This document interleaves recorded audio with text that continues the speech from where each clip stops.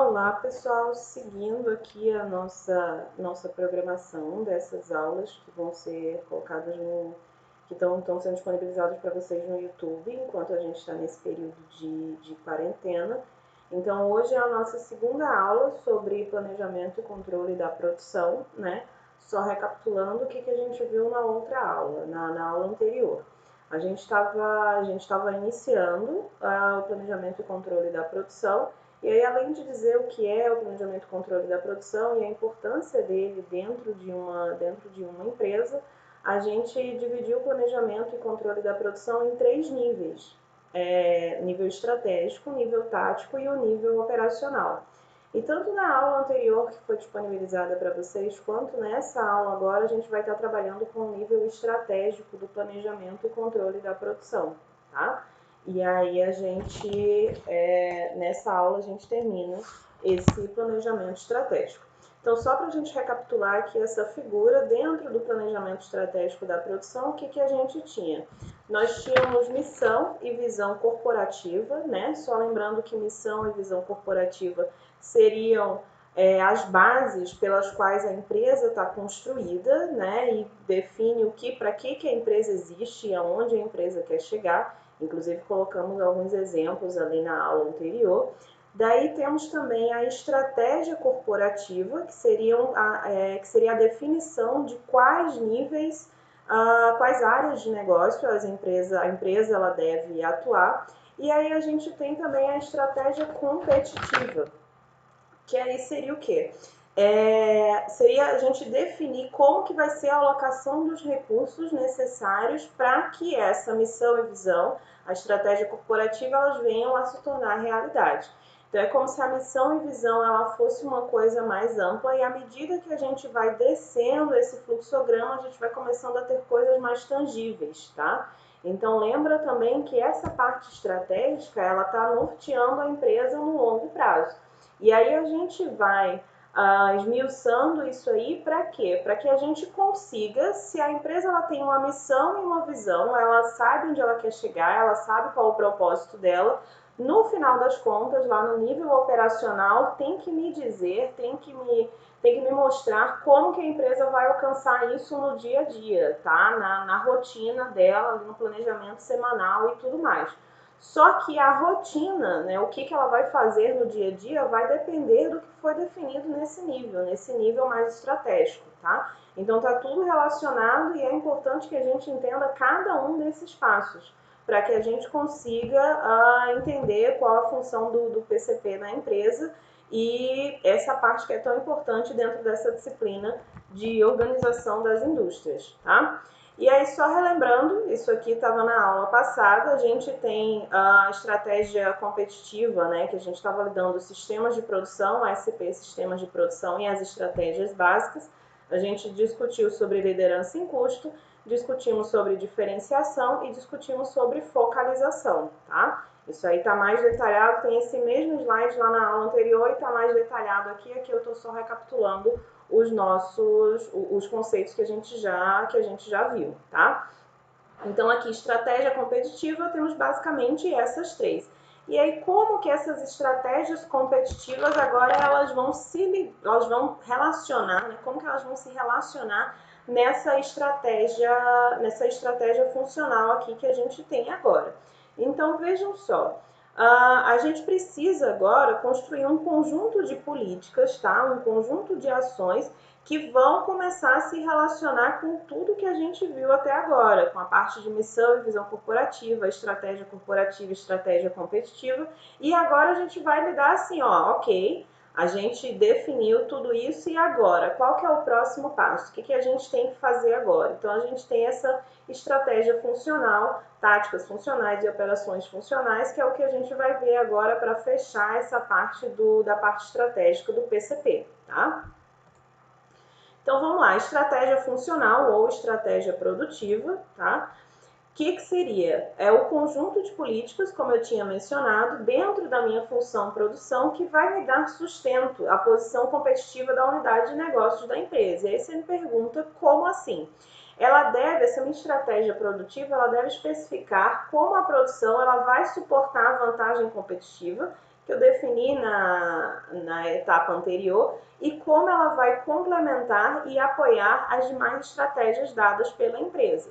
Então, lembra que, por exemplo, quando a gente viu lá diferenciação em custos, focalização e diferenciação, agora a gente vai começar a estudar, ok, eu defini qual que vai ser a minha estratégia e eu quero saber como que eu vou alcançar isso, quais vão ser as minhas estratégias para alcançarem isso. E outra coisa importante sobre quando a gente estava vendo a focalização, a diferenciação e a focalização, diferenciação e estratégia em custo, quase que não sai. E a estratégia em custo é que, por exemplo, assim, dependendo do tipo da empresa, tá?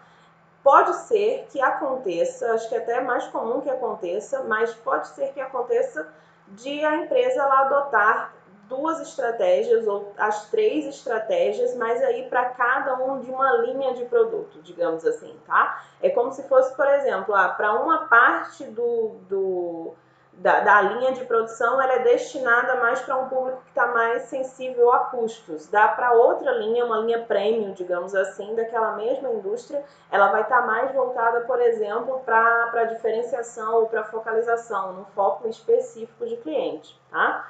Um exemplo que a gente pode trazer disso é o seguinte: imagina uma empresa de cerâmica, tá? E aí a empresa de cerâmica, ela vai fabricar ali na linha de produção uma parte da cerâmica destinada para custo, por exemplo. Ela quer manter os custos mais baixos, ou até uma estratégia mais de diferenciação. Não é o foco mais no custo, mas alcançar um cliente ali, digamos, que está buscando uma boa relação custo-benefício daquelas cerâmicas ali.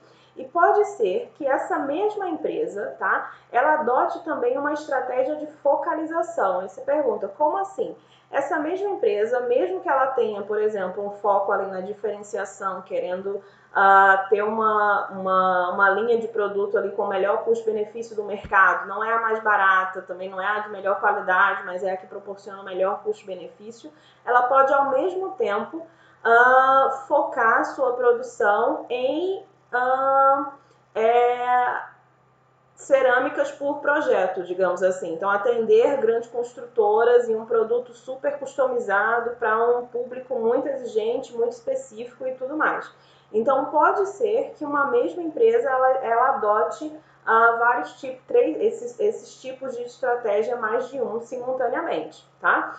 Então, voltando aqui da nossa estratégia produtiva, o que a gente tem é a definição que se baseia em dois pontos chaves que a gente vai estar vendo agora, que aí seriam as prioridades relativas dos critérios de desempenho, e a gente vai ver isso agora, vai ver isso em breve, e políticas para diferentes áreas de decisões da produção. Então, nossa aula de hoje ela vai estar voltada basicamente nesses dois pontos chaves, tá?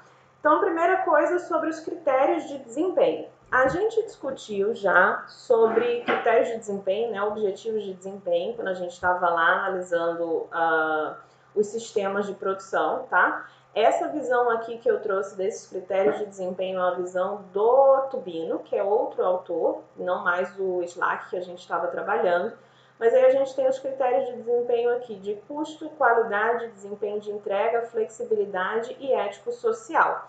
E aí, esses critérios de desempenho, a gente tem políticas da produção que estão relacionados com áreas de decisão da empresa, que a gente também vai ver aqui agora. Que aí seriam as instalações, capacidade de produção, tecnologia, integração vertical e por aí vai. Então, a minha estratégia de produção, ela vai estabelecer, tá, o grau de importância entre os meus critérios de desempenho e formular políticas que sejam coerentes, que sejam consistentes com essa priorização para as diversas áreas de decisão. Então, por exemplo, se uma empresa está focando muito no critério de desempenho de custo, todas essas áreas de produção, de instalações, capacidade de produção, tecnologia, integração vertical devem estar coerentes com esse critério de desempenho que a empresa colocou inicialmente, tá? Então, por exemplo, se a empresa ela quer ter um critério de desempenho focado no desempenho de entrega, por exemplo, as instalações dela devem refletir isso. Então, por exemplo, imagina uma empresa de e-commerce que está voltado para o desempenho de entrega, então as instalações e a capacidade de produção dela tem que estar voltado para atender esse desempenho de entrega que ela está se propondo a oferecer para o cliente dela, tá? Então essas coisas elas têm que estar coerentes. Então, critérios de desempenho. O que a gente tem aqui? A primeira coisa que eu tenho que falar sobre esses critérios de desempenho que eu coloquei a letra trade-off, né? Desse lado esquerdo aí. Normalmente, tá? Quando a gente discutia sobre essa coisa de critérios de desempenho, aí, qualidade ou custo, e aí a gente via muito a relação de trade-off. O que seria isso? Que para eu ganhar em um ponto, eu teria que perder em outro. Então, eu estou ganhando em custo, eu estou diminuindo os meus custos, mas, por outro lado, eu estou deixando a desejar em qualidade, por exemplo. Então, a gente tinha essa relação de trade-off.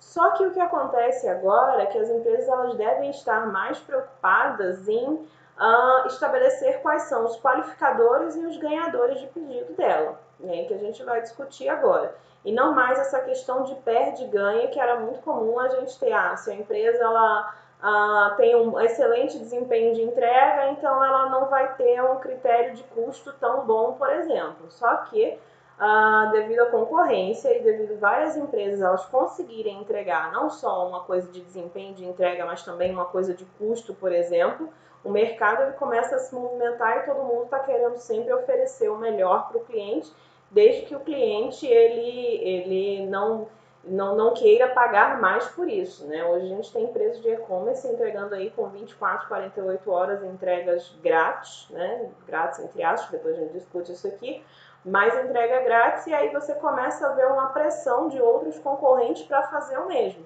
Então não faz mais sentido. Se uma empresa ela começa a fazer isso, as outras empresas elas tendem a seguir se elas querem continuar nesse mercado, tá? E aí a gente vem agora, o que seriam esses qualificadores de pedido? Os qualificadores de pedido, eles possibilitam, tá, que a empresa ela participe do mercado que ela deseja atingir. Por exemplo, coloquei aí essa figura, o selinho da Procel, bonitinho, e aí vocês estão vendo aí um selo lá, tá? Vamos supor que eu, Thalita, queira comprar um ar-condicionado. E aí eu coloco, para eu comprar um ar-condicionado, ele tem que ser no mínimo, tem que ser o selo da Procel dele, né? Porque vai consumir menos energia, isso significa que ele tem uma boa eficiência ali. Então, aquilo ali, para mim, para o cliente, de uma forma geral, ter uma classificação lá pela Procel, se você vai comprar um eletrodoméstico, vai ser um qualificador de pedido, ou seja, uma coisa básica, tá? Então, eu não vou comprar um ar-condicionado se ele tiver, por exemplo, a classificação C, ou se ele tiver uma classificação B. Então, para mim, tá, que um qualificador de pedido no caso a gente está dando aqui, estou dando o exemplo de ar-condicionado, um qualificador de pedido seria eu estabelecer esse selo da Procel como um qualificador. Isso é básico, tá? Isso permite, o que faz com que a empresa ela participe daquele mercado que ela tá atuando. E aí a gente vem para ganhador de pedido. Daí vamos supor que dentro dessas marcas aí de ar-condicionado que eu esteja almejando comprar, eu vou simplesmente, tenho lá 3 marcas, 3 opções disponíveis. E aí você começa a pensar, tá, qual seria o meu ganhador de pedido, tá? Então, por que o cliente escolheria a minha marca, a marca X, e não a marca Y? O que faria ele escolher a minha marca? Então, isso aí seria o ganhador de pedido. Daí uma coisa, tá? Um ponto que a gente pode colocar, por exemplo, para mim como ganhador de pedido, seria, por exemplo, eu ver o número de reclamações dessa empresa num site como Reclame Aqui, por exemplo.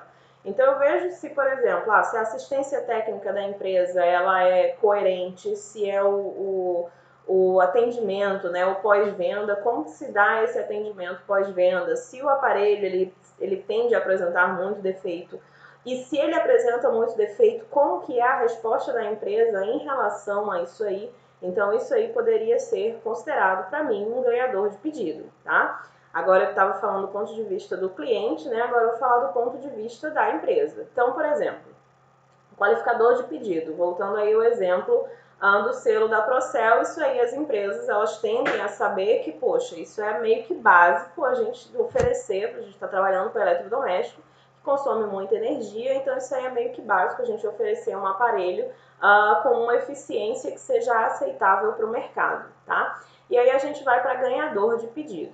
Se a gente estiver, por exemplo, analisando uma empresa de eletrodoméstico que ela esteja focando em custo, tá? Que as estratégias, né, anteriores dela, corporativa e tudo mais, esteja focado em custo, ela vai querer o quê? Ela vai querer oferecer o produto mais barato para o cliente, desde que ela consiga atender, obviamente, os qualificadores de pedido que foram definidos anteriormente.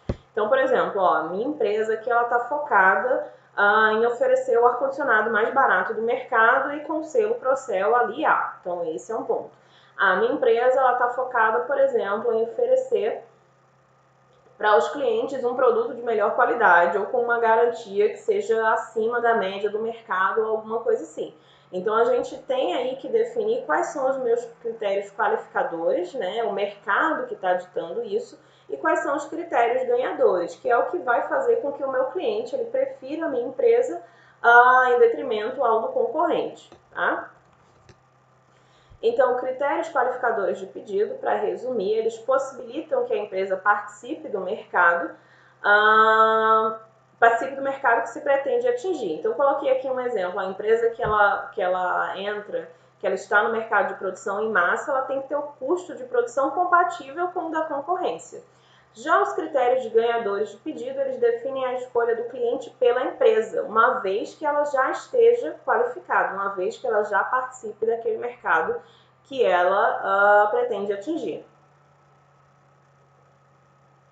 Então, por exemplo, uma empresa que ela está no mercado ali de produção em massa, ela permite que o cliente monte e compre o carro pela internet. Ela está focando no critério, no objetivo de desempenho de flexibilidade, por exemplo. E aí, desde que não aumente os custos ou o prazo de entrega, ela tem uma vantagem competitiva em relação aos fabricantes que comercializam o seu produto de forma convencional, tá? A Dell, ela fazia, acho que ainda faz, depois eu verifico, mas a Dell, ela fazia isso com os computadores, né? Enquanto todas as empresas, elas davam somente o computador ali pronto entrega, a Dell, ela possibilitava ou possibilita a gente personalizar, customizar alguns itens ali dos computadores, tá? A indústria automobilística também faz muito isso, de você ter uma flexibilidade ali de atender, de conseguir atender o cliente montando alguns acessórios ali do carro de acordo com o desejo do cliente, tá? E aí, só para a gente retomar aqui, critérios de desempenho: custo, produzir bens ou serviços um custo mais baixo que o da concorrência; qualidade, com qualidade mais alta que o da concorrência. Lembrando, tá? Falei isso em sala, que a qualidade era do ponto de vista do cliente, tá? É você conseguir, a empresa conseguir atender o que o cliente quer e não necessariamente o que você acha que deve ser atendido. Então, a qualidade vai muito do ponto de vista do cliente. O que o teu cliente, o que o teu nicho de mercado ele está buscando naquele produto. E aí, o que ele estiver buscando, o teu produto tiver, ele vai considerar aquilo como um produto de qualidade, tá? Desempenho de entrega, ter a confiabilidade e velocidade nos prazos de entrega dos bens ou serviços que sejam melhores que o da concorrência. Então, se você diz para o seu cliente, por exemplo, que o produto vai estar entregue na quarta-feira às 9 horas, até às 9 horas da manhã. Então, o meu forte, o que faz com que o meu cliente ele prefira a minha empresa ao invés de concorrente, é ele ter a certeza dessa confiabilidade e dessa velocidade que a gente tem de ter o mais rápido possível e ter garantido o prazo de entrega que foi acertado no momento da compra, tá? Flexibilidade, ser capaz de reagir de forma rápida a eventos repentinos e inesperados. Acho que hoje aqui nesse momento aqui, coronavírus, é um bom momento para a gente discutir um pouco de flexibilidade, né? Porque a gente está vendo uma crise que a gente não sabe como é que vai ficar nos próximos meses, nas próximas semanas, mas as empresas elas têm que ter agora essa reação de forma rápida, né? A eventos repentinos e inesperados. Ninguém esperava que o Covid-19 ia tomar essas proporções, e aí as empresas que elas estão conseguindo, de certa forma, sobreviver em meio a esse caos é justamente as empresas que elas estão em algum momento sendo flexíveis, tá? Ou oferecendo entrega em momentos que elas não ofereciam, ou dando algum prazo, alguma coisa para o cliente. As empresas aéreas, se você comprar a passagem, se você quiser remarcar, você não vai ter nenhum custo. Então a gente está vendo essa coisa aí dessa flexibilidade muito forte agora nesse momento, tá? E ético-social, produzir bens ou serviços respeitando a ética nos negócios e a sociedade em geral, tá? Isso aí é meio que básico, né? Mas algumas empresas elas exploram mais isso, no sentido de, por exemplo, empresas de cosméticos, tá? O que as empresas de cosméticos elas vêm explorando agora? Ela vem explorando justamente essa questão de, o meu produto é vegano, a gente não testa em animais, amigo da natureza e essa coisa toda. Então a gente vê essa ética social aí em alguns nichos de produto em específico, né? Eu vejo isso é muito comum nessa parte de cosméticos, tá? E aí o que a gente faz agora? Então, uma vez estabelecidos os meus critérios competitivos e como que vai se dar, como que é feita essa relação com o mercado, o que a gente vai fazer agora, dentro da minha estratégia de produção, tá? Uma estratégia produtiva, estratégia funcional, como a gente está denominando aqui, vai ser estabelecer políticas de ação em cada uma das áreas de decisão do meu sistema produtivo. Então, a minha primeira área de decisão que eu coloquei aqui foi, por exemplo, a questão das instalações, tá? Então, qual o tamanho, qual a localização geográfica, tamanho, volume, mix de produção, que grau de especialização, arranjo físico e forma de manutenção essas instalações devem ter para que atenda ao meu critério de desempenho que foi definido lá no início, tá? Por que eu coloquei aqui a figura aqui da BMW, tá? A fábrica da BMW, montadora da BMW é localizada em Santa Catarina. E aí uma das coisas que fez com que, né, claro, a gente vai falar também de incentivos fiscais, etc e tal, mas uma das coisas que fez com que a BMW ela fosse para Santa Catarina foi justamente a questão da localização geográfica. Então a BMW ela percebeu que o mercado dela estava concentrado principalmente no sul e no sudeste, né? Mas não só isso, tinha também uma questão de distribuição, tá? Quando eu estava lendo sobre isso, eu vi que, por exemplo, uma das coisas que fez com que a BMW escolhesse Santa Catarina foi justamente a questão de que, poxa, estava às margens da BR-101, então seria fácil escoar a produção via rodoviário, né? Outra coisa também era que a cidade, que é Itajaí, na verdade é uma cidade do lado de Itajaí, mas enfim. E aí tinha a questão do porto também, para facilitar a chegada de matéria-prima da central da BMW. E a gente vê também toda essa questão de incentivo fiscal que houve durante essa escolha aí, tá? Então essa área de decisão de localização, tamanho, volume, mix de produção, ela tem que estar alinhada com o que foi definido anteriormente, tá? Então, por exemplo, não adianta, eu quero ter um bom desempenho de entrega ou um excelente nível de qualidade para o meu cliente e tudo mais, e a minha instalação, o local que eu escolhi para minha empresa não está coerente com isso, tá? Essas coisas elas têm que estar em sintonia. Daí a gente vem para a capacidade de produção, qual é o seu nível, como obtê-la e como seria possível incrementá-la, tá? E aí a gente vê de que, por exemplo, assim, essa capacidade de produção, ela tá muito voltada nessa questão do nível estratégico. Por quê? Porque se a empresa ela não consegue dizer, por exemplo, aonde ela quer chegar daqui a 10 anos, daqui a 20 anos e tudo mais, essa capacidade de produção ela não vai ser coerente. Essa área de decisão de capacidade de produção ela não vai ser coerente. Então, o que a gente precisa fazer? Poxa, a empresa ela tem perspectiva de crescer, ela quer chegar aonde, quais mercados que ela quer atender e tudo mais. Então, essa capacidade de produção olha, a nossa produção, a gente espera que isso aumente, que isso tem uma perspectiva boa de crescimento a longo prazo, daí ok. Então, como que vai ser se a gente tiver, em um dado momento, que aumentar essa capacidade de produção, tiver que aumentar, tá? Tecnologia, quais são os equipamentos e sistemas, com que grau de automação e flexibilidade, como que a gente pode atualizar e disseminar essa tecnologia. Integração vertical. O que a empresa ela vai produzir internamente, o que comprará de terceiros e qual a política a implementar com os fornecedores. Né? E preste atenção aqui. Quando a gente está falando de integração vertical, lá bem no passado, tá? Quando a gente até discutiu aqui sobre a questão do Ford T, né? No início do Fordismo e tudo mais, a gente tinha muito isso de integração vertical. O que seria isso? A empresa, ela meio que não. A empresa ela é responsável por todas as etapas do processo produtivo. Desde da extração da matéria-prima até a distribuição do produto propriamente dito. Tá? Então, quando a gente tinha lá no início da Revolução Industrial, isso era muito comum, talvez até ainda meio que fruto ali do trabalho artesanal e tudo mais, que os artesãos eles tinham conhecimento de todo o processo produtivo. Tá? E aí no próprio Fordismo ainda acontecia isso, da Ford, né, ela ser responsável por várias etapas do processo produtivo, desde lá, sei lá, a extração de alguma matéria-prima ali necessária para fabricar o carro, até a distribuição, até a venda e distribuição desse carro propriamente dito, tá? E aí, claro que existem níveis de integração vertical.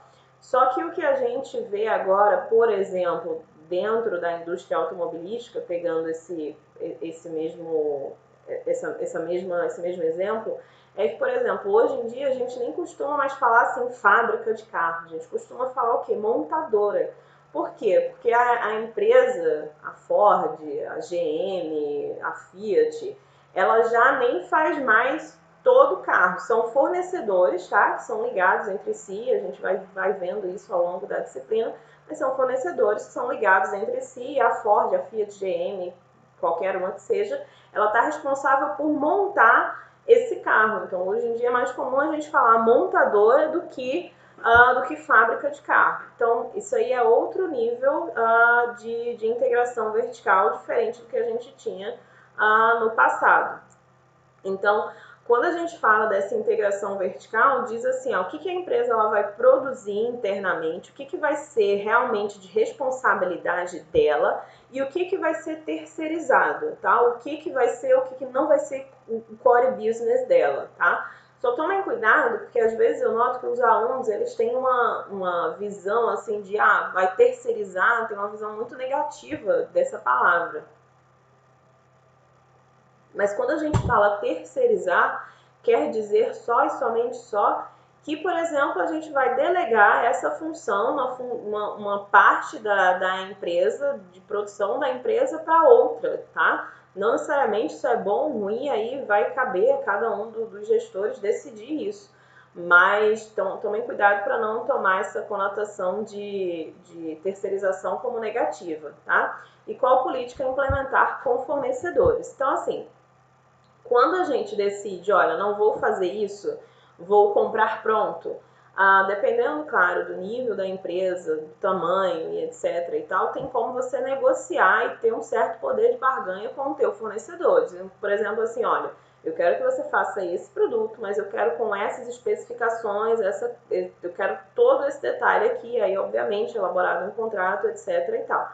E aí a gente tem que definir também como que vai ser essa política que a gente vai adotar com os fornecedores. Se for uma empresa menor, ela não vai ter esse poder de barganha com o fornecedor, mas se for uma empresa maior, a empresa ela vai conseguir sim dizer exatamente o que ela quer, como ela quer, qual entrega, como que vai ser a entrega, enfim, ela tem poder para dizer tudo isso, tá? Daí a gente tem a organização, a estrutura organizacional, nível de centralização, formas de comunicação e controle da atividade. Outra coisa aqui também, aproveitando que a gente está em quarentena, né? E aí a gente estava discutindo flexibilidade agora há pouco, a gente vê que, por exemplo, assim, as empresas elas têm que, de certa forma, verificar essas formas de trabalho, né? Verificar como que vai ser essa organização em meio a esse caos. Tem muita gente trabalhando em casa, gente que não estava preparada para tal, de fazer home office e tudo mais, e aí essa quarentena, eu acho que uma das lições que a gente está tendo nessa quarentena é que as empresas elas vão ter que começar a pensar em cobrar, digamos assim, mas ver o funcionário como resultado, né? E não simplesmente como horas trabalhadas. Você entra aqui de 8 da manhã e sai 4 da tarde, mas você não entrega muitos resultados. Mas aí você pode, a gente tem essa quarentena aí mostrando isso, de que a gente poderia, por exemplo, de que a gente pode, né? A gente tem que trabalhar em casa agora, mas aí você tem que estar entregando os resultados, tá? Então, essa estrutura organizacional, forma de comunicação e controle da atividade, ela com certeza está sendo repensada aí por várias empresas durante esse nosso período de quarentena, tá? Áreas de decisão. Recursos humanos, como recrutar, selecionar, contratar, desenvolver, avaliar e motivar e remunerar a mão de obra, tá? Lembra que lá recursos humanos, eu sempre coloco, sempre friso isso, que é um dos meus inputs que a gente tem dentro do meu sistema de produção, tá? Então, sendo um dos inputs que a gente tem que saber como que a gente vai lidar com esses recursos humanos, tá? Não adianta nada a gente estar no melhor lugar possível, ter definido como que vai funcionar a estrutura organizacional, tecnologia, etc. e tal, e eu não tenho uma mão de obra coerente com tudo aquilo que eu defini anteriormente. A organização foi de novo. E aí a gente vem aqui para a nossa outra área de decisão, que aí seria a qualidade, que é a atribuição de responsabilidade, quais vão ser os controles, normas e ferramentas, quais padrões e formas de comparação. Quando a gente estava discutindo sobre sistemas de produção e a gente estava vendo, né, que a gente tinha uma caixinha assim que ia dar o meu feedback e tudo mais, a gente estava lidando com isso, com essa questão de quais são os padrões que seriam adotados, tá? Então, nessa parte de qualidade, a gente precisa definir também se, por exemplo, olha, um dos meus objetivos de desempenho é a qualidade, eu quero focar na qualidade para entregar isso para o meu cliente e tudo mais, então, quais vão ser os padrões e formas de comparação? Vão ser da própria empresa ou vão ser comparados com outros índices de mercado, tá? Então, isso aí precisa ser pensado dentro de toda essa área de decisão aqui que a gente está elaborando. E aí o planejamento e controle de produção vão ser definidos quais são as políticas de compra, estoque, que nível de informatização das informações e que ritmos de produção manter e formas de controle. Lembra que quando a gente estava discutindo, tá, isso em aula ainda, os sistemas de produção, a gente estava vendo que, por exemplo, a gente até discutiu uma parte de sazonalidade com vocês, e a gente trouxe exemplos de ovos de Páscoa, e falamos de outras coisas, panetone, etc. e tal. E aí, quando a gente, né, já estava discutindo um pouco, mas eu estava vendo, por exemplo, que a gente estava discutindo de que, poxa, se eu tenho uma sazonalidade, como que a gente vai lidar com essa sazonalidade ao longo do ano, se essa sazonalidade é prevista, né? Uma coisa é, por exemplo, poxa, uma coisa que estava totalmente fora do nosso radar, fora do nosso alcance. Imagina empresas de álcool em gel agora, como que elas estão. Era algo que estava totalmente fora do alcance delas. Imagina, por exemplo, empresas de água mineral quando a gente teve a crise da SEDAI no Rio agora janeiro, fevereiro, né? Como que ficou o PCP, como que ficou tudo isso aí dentro da fábrica. Então são coisas que não estavam previstas. E aí como que a empresa ela lidou com isso? Claro, as empresas que souberam lidar melhor com essa situação, com certeza elas tiraram alguma vantagem dentro desse crescimento de demanda. Mas agora, quando a gente tem, por exemplo, situações que já são previstas, né? Não estou falando do álcool em gel nem da água durante o período de crise aqui, mas estou falando de situações que são previstas. Poxa, tem um pico de demanda, a gente estava discutindo lá na sala de caderno, por exemplo, em fevereiro. Como é que a gente vai lidar com esse pico de demanda que eu sei que existe? Eu tenho um pico de demanda de água no verão. Como é que eu sei como que a gente vai lidar com isso, tá? Com justamente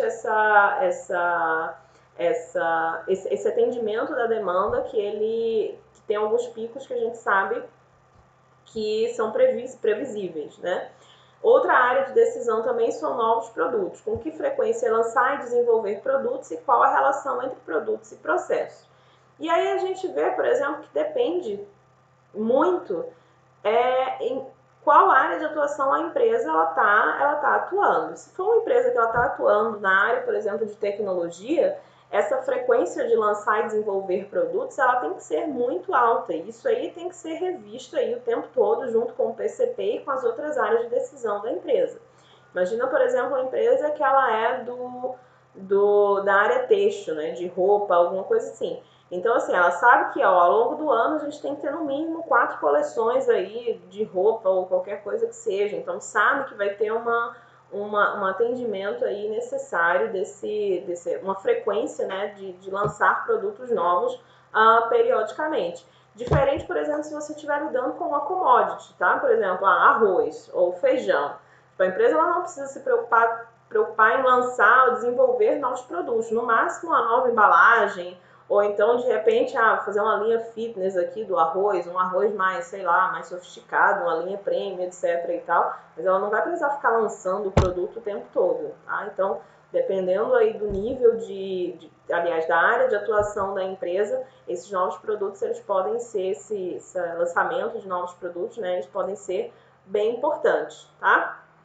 Então, só para recapitular aqui, a gente tinha critérios de desempenho, custo, qualidade, desempenho de entrega, flexibilidade e ético-social, e aí a gente tem as áreas de decisão. E aí o que a gente nota agora? Que todas essas áreas de decisão da empresa, né, elas vão ter que estar ligadas com os critérios de desempenho que eu estabeleci como prioritários para a minha empresa, tá? Então, por exemplo, se for um critério de desempenho de flexibilidade, a minha tecnologia, por exemplo, ela tem que estar muito voltada, minha tecnologia, minha capacidade de produção, ela tem que estar muito bem direcionada para que eu consiga atender esse meu critério de desempenho. A mesma coisa para qualquer critério de desempenho aí que eu escolha, tá? Aí agora a gente vai falar no nosso plano de produção, tá? Que aí seria o nosso último nível ali do plano estratégico da produção. A gente vem agora para o último nível, que seria o meu plano de produção. É um plano de longo prazo que tem como objetivo direcionar os recursos produtivos para minhas estratégias escolhidas. Então, ele vai servir como base para equacionar os níveis de produção, compras, estoques, recursos humanos, máquinas e instalações, para atender a demanda prevista, né, a demanda que foi prevista ali dos bens ou serviços. E aí, no nível tático, que aí vai ser o próximo nível que a gente vai lidar na próxima aula, o plano de produção ele vai servir como base para desenvolver o meu plano mestre de produção, que é o que a gente vai ver na aula seguinte, onde essas informações serão desmembradas de forma a permitir a programação do sistema produtivo. Então, lembra, tá? Só para a gente se situar aqui. A gente está pensando aqui no nível estratégico da empresa, tá? No nível estratégico do meu planejamento, controle da produção. E o meu último item, digamos assim, do meu nível estratégico é justamente o meu plano de produção. Então, o que a gente vai fazer agora vai ser justamente, depois que a gente entender o que seria esse plano de produção, meu plano de produção ele vai ligar, que é o meu nível estratégico ainda, ele vai ligar com o meu nível tático, tá? Ele vai ser justamente ele que vai fazer essa ligação aí. Então, o plano de produção ele trabalha com um horizonte de longo prazo. Lembra que a gente ainda está no nível estratégico, tá? As incertezas elas tendem a ser, elas são maiores. Então, há uma necessidade de desenvolver uma dinâmica que a gente tenha que estar replanejando e que seja que a gente possa replanejar sempre que uma variável importante do plano alterar substancialmente. Então, por exemplo, assim, se a gente tem, coloquei aí total flat, né? E aí a gente tem, basicamente, no país, muitos dos carros eles já saem com álcool e etanol e gasolina, por exemplo. Só que vamos supor que em um dado momento o governo ele diga assim, olha, agora os carros que têm tecnologia híbrida, que podem ser pode ser usado com uma eletricidade, alguma coisa assim, eles vão ter um subsídio do governo. Daí você pensa assim, opa, vai ser uma corrida. Se o governo está subsidiando isso de alguma forma, ele vai dar desconto, vai dar isenção no IPI ou qualquer coisa que seja, daí começa essa coisa da corrida.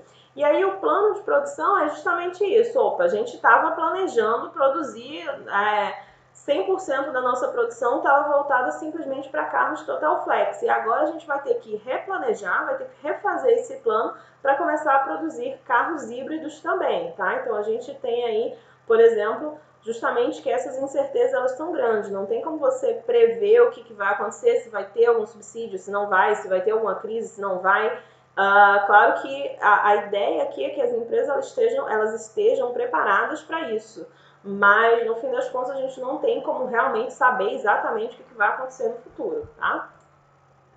Então, plano de produção, o que a gente tem como inputs desse plano de produção? Quais os recursos produtivos para o período de planejamento analisado?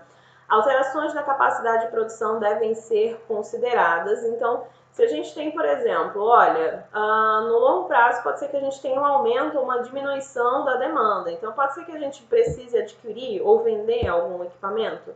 Pode ser que a gente precise de terceirizar uma parte da produção ou simplesmente hora extra no turno ali da fábrica, isso aí funcionaria, tá? Os meus tempos de setup, eles estão coerentes, tá? Vamos só dar uma pausa aqui e explicar o que seria esse tempo de setup. A grosso modo, tá? Simplificando muito, muito mesmo, o meu setup seria o tempo necessário que uma máquina leva para o tempo necessário de ajuste de uma máquina até ela começar a produzir. Então, por exemplo, se eu tenho uma máquina, ela estava produzindo, sei lá, camisa amarela, tá? E agora ela precisa começar a produzir camisa azul. Então, vai precisar trocar linha, vai precisar trocar a tinta, vai precisar trocar uma série de coisas. Todo esse tempo de troca, todo esse tempo de ajuste, tá? Setup a gente pode colocar como ajuste, todo esse tempo de ajuste a gente tem que seria o meu tempo de setup. Então, o meu tempo de setup ele está coerente com todas as minhas estratégias da empresa, ele está longo, ele vai diminuir. Se eu aumentar muito a minha flexibilidade da produção, se eu disser assim, olha, minha fábrica agora pode produzir camisas de todas as cores, daí tu pensa, massa, o meu cliente vai adorar. Mas será que o meu tempo de setup não vai atrapalhar? Se ele for muito alto, como é que eu vou conseguir atender todo mundo? Como é que eu vou conseguir atender todas essas cores, tá? E aí eu tenho também os estoques iniciais, quanto de matéria-prima que eu preciso para atender esse plano de produção e qual a estrutura do produto. O que seria essa estrutura do produto? Pensa comigo se a gente está analisando aqui, por exemplo, essa caneta aqui, tá? Então, a estrutura do meu produto dessa caneta, a gente pensa a caneta, a gente compra pronta, né? Então, a gente não pensa nisso. Mas eu tenho, por exemplo, aqui um corpo de plástico, tenho essa outra parte de plástico aqui, tem essa tampa de plástico, eu tenho a tinta da caneta propriamente dita, tenho uma ponta de metal aqui. Então, tudo isso aí, essa quebra de produto que a gente fez aqui agora, né, ela diz respeito à estrutura do meu produto, tá? Que eu preciso também ter definido no meu plano de produção. Então, com relação às ações que atuam sobre a demanda, a gente pode considerar o plano de produção e, obviamente, suportado pelo plano de marketing e plano financeiro. Lembrando por que plano de marketing? Porque o marketing não é somente responsável por divulgar o meu produto, mas também entender as necessidades do meu cliente. E financeiro, porque, obviamente, a empresa ela não existe porque ela quer existir, mas ela existe para ganhar dinheiro, então tem que ser suportado, as coisas que eu defini lá no início de estoque, de estrutura de produto, de tempo de setup e tudo mais, isso aí a minha empresa comporta, ela vai continuar sendo saudável financeiramente de acordo com essas diretrizes que eu estou definindo agora, tá? E aí reduções de preço, promoção ou outras alternativas para estimular a demanda nos períodos de baixa. Então isso aí pode ser uma estratégia adotada pela empresa. A inclusão de produtos novos ou aceitação de pedidos especiais como forma de aproveitar a ociosidade das instalações e reduzir os custos fixos deve ser avaliada. Então, pensa comigo. Vamos pegar agora o exemplo da fábrica de caderno, que a gente tinha comentado. O que a gente tem aqui? Vamos supor que um determinado, certo, em alguns meses ali, algum período ali do ano, a gente tem uma baixa de demanda, a gente tem uma demanda menor do que esperado. Então, é possível que essa indústria gráfica ela possa aceitar pedidos extras que ela não aceita normalmente para tentar compensar essa ociosidade da demanda? É vantagem para ela? Então, isso aí deve ser avaliado, tá? E por fim, mas não por menos importante, o aumento de preço, visando conter a demanda dentro dos níveis de produção, não é uma alternativa muito viável, pois em economia aberta sempre existirão outras empresas dispostas a atender clientes pelo preço do mercado e, além disso, com o aumento da margem de lucro de negócio, se estará estimulando a entrada de concorrentes. E aí só uma observação aqui para esse aumento de demanda, para esse aumento de preços, aliás, desculpa, para conter a demanda. Claro que existem situações muito específicas, tá, gente? Que é o caso, por exemplo, desses exemplos que eu dei da água e agora do álcool em gel. A gente está vendo nos lugares que tem álcool em gel está um preço absurdo, que é justamente para tentar não somente conter a demanda, né, mas aí talvez a gente tenha até um certo aproveitamento aí por algum lado, ou da empresa que está fabricando, ou da empresa, da farmácia, do supermercado que está vendendo por esse aumento de preços aí. Mas é uma situação atípica, tá? Mas, no geral, não é indicado aumentar os preços para conter a demanda, porque muito provavelmente vai ter um concorrente que vai conseguir atender essa demanda sem precisar aumentar o preço, tá? Salvo em caso que a empresa esteja no mercado num oligopólio, né? Que você tem menos empresas ali atuando do que deveria, mas no geral não é uma alternativa muito inteligente, tá? E aí, plano de produção, quando a gente tem, a gente vai lidar aqui quando a gente tem a questão de pensar como que a gente vai atender uma demanda ao longo desse ano, ao longo de um determinado ano, tá? Então, a gente tem algumas alternativas aqui. A primeira seria manter a taxa de produção constante, manter uma alternativa de produção que esteja ali casada com a demanda e variar a taxa de produção em patamares. Como que seria isso? A minha produção constante. Observem, tá, no gráfico que eu tenho a linha reta ali com losangozinho azul, dizendo que é a minha produção. As minhas vendas, vocês estão vendo que de acordo com esse gráfico, ela tem um pico ali no período de abril até agosto, tá? E aí depois nos outros meses cai, fica mais ou menos, né, como tá, fica exatamente aí como tá esse gráfico aí. Uma das estratégias do meu plano de produção seria eu manter a minha produção constante. Ou seja, eu vejo quanto que eu preciso produzir ao longo do ano e aí eu vou fazer, independente do que vai acontecendo com as minhas vendas, eu vou fazer essa produção constante ao longo do ano.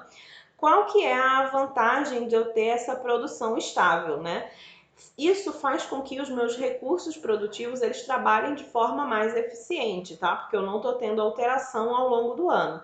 Mas, por outro lado, o que que eu tenho aqui? Eu vou ter formação de estoque ao longo do ano, tá? Então, para a gente ver, por exemplo, ali de janeiro até março, tá? Olhem ali no gráfico. A gente vê aqui de janeiro até março, a minha produção ela tá acima, né, das vendas. Eu tenho as vendas aqui. Então, aqui eu tenho formação de estoque. A gente vai vendo ao longo dessas aulas de PCP que esse meu estoque ele custa dinheiro para a empresa. E isso aí tem que ser pensado se é realmente viável, se é a situação mais saudável para a empresa, tá? Mas isso aí é uma das alternativas. Eu mantenho a minha produção, meu nível de produção estável ao longo do ano. Com isso, eu consigo uma maior eficiência dos meus recursos produtivos, mas, por outro lado, eu tenho formação de estoque ao longo do ano aí, tá? Então, manter, independente das variações previstas na demanda, a gente mantém um plano de produção constante e aí a gente privilegia a manutenção de um ritmo produtivo constante, faz com que os meus recursos produtivos trabalhem de forma mais eficiente, mas, por outro lado, eu tenho justamente essa questão do estoque. Daí uma observação aqui que eu esqueci de falar é que justamente às vezes a gente não tem... pode não ter a possibilidade de fazer isso se eu tiver, por exemplo, um produto que seja muito perecível ou com a vida útil muito curta. Então, pode se tornar inviável essa questão da estocagem, você estocar produto, né, a gente manter a taxa de produção constante e estocar produto quando necessitar disso. Algumas empresas a gente não vai conseguir manter essa produção constante, tá? A segunda estratégia que a gente tem seria a produção acompanhada das vendas. Como que seria isso? Eu tenho aí, vocês veem que produção e venda está no mesmo nível, então as vendas estão aumentando, a minha produção acompanha. A venda diminuiu, a minha produção acompanha, tá? E aí o que a gente tem aqui vai ser que a gente consegue evitar os estoques através da flexibilização da produção, ou seja, a minha venda está aumentando, eu aumento a minha produção também. Mas, por outro lado, e aí um ponto positivo disso aí, quando que a gente é indicado a fazer isso aí, né? Quando os sistemas produtivos de bens ou serviços eles são perecíveis ou exigem uma presença no consumidor no momento da sua execução, que é no caso do serviço propriamente dito. Então, essa é a alternativa mais viável. Então, à medida que as vendas vão aumentando, a demanda vai aumentando, eu vou acompanhando isso com a minha produção, tá?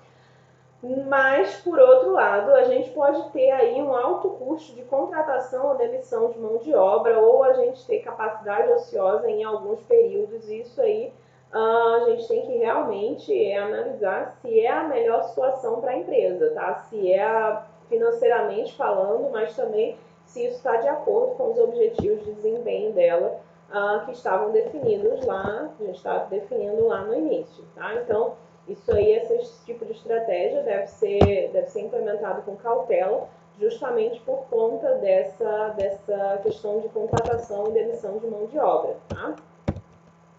E aí a gente tem a produção em patamares, que aí é uma mescla, né, entre um e outro, que aí eu tenho a minha produção, eu tenho as minhas vendas, né, com o mesmo comportamento que a gente viu anteriormente, mas aí vocês veem que a minha produção, ela nem está acompanhando as minhas vendas e também ela não está no nível constante. Ela tem um leve aumento quando as minhas vendas aumentam, tá?